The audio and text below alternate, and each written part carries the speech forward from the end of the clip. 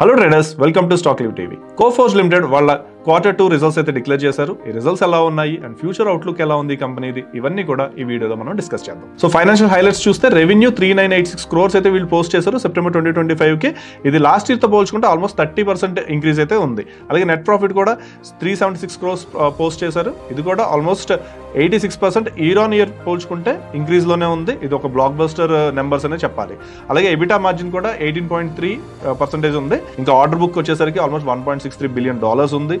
Order intake కూడా $514 million అయితే ఉంది. ఆల్మోస్ట్ ₹4 డివిడెండ్ అయితే డిక్లేర్ చేశారు. ఇది యాజ్ ఎ ఇన్వెస్టర్ మనకి అది మంచి న్యూస్. ఇంకా ఈ కంపెనీ స్ట్రెంగ్స్ చూసుకుంటే కనుక ఆల్మోస్ట్ అన్ని వెర్టికల్స్ లోను అన్ని రీజియన్స్ లోను సమానంగా వీళ్ళు పెనిట్రేట్ అవుతున్నారు. BFSI కానీ అలాగే ట్రావెల్ లో కానీ ఇంకా రీజియన్స్ పరంగా చూస్తే నాట్ ఓన్లీ నార్త్ అమెరికా అలాగే ఏషియా పసిఫిక్ కూడా వీళ్ళు ఎక్స్పాన్షన్ ప్లాన్స్ లో అయితే ఉన్నారు. ఐటీ కంపెనీ కాబట్టి మన ఎంప్లాయీ అట్రిషన్ రేట్ కూడా మాట్లాడుకోవాలి. ఆల్మోస్ట్ 11.4% లో వీళ్ళ అట్రిషన్ రేట్ ఉంది. So one of the least attrition rate అనుకోవచ్చు. ఇట్స్ వెరీ బెస్ట్ సైన్ అనమాట. ఇంకా నెగిటివ్స్ విషయానికి వస్తే కనుక నియర్ టర్మ్ వాలటాలిటీ మనం ఎక్స్పెక్ట్ చేయొచ్చు. ఎందుకంటే బికాస్ ఆఫ్ అమెరికాలో ఉన్న ఈ టారిఫ్ వార్ కానీ కొంత ఇన్కన్సిస్టెన్సీ అయితే ఉంది. అండ్ మార్జిన్స్ కూడా వీళ్ళు కొంచెం టైట్ మార్జిన్స్ లో వెళ్తున్నారు. ఇప్పుడైతే కొంచెం మంచి మార్జిన్స్ పోస్ట్ చేశారు కానీ బట్ ఇది సస్టైన్ అవ్వాలి నెక్స్ట్ క్వార్టర్స్ లో కూడా. ఈ కన్సిస్టెన్సీ ఏదైతే ఉందో వీళ్ళు మెయింటైన్ చేయగలిగితే ప్రాఫిట్ పర్సెంటేజ్ లోను అలాగే ఆర్డర్ ఇంటేక్ లో కూడా ఇది ఆల్మోస్ట్ పెద్ద కంపెనీస్ లిస్ట్ లో ఇది చేరే అవకాశం ఉంది. అండ్ కాంపిటీషన్ లో కూడా వీళ్ళకి కొంచెం థ్రెట్ అయితే వచ్చే ఛాన్స్ అయితే ఉంది.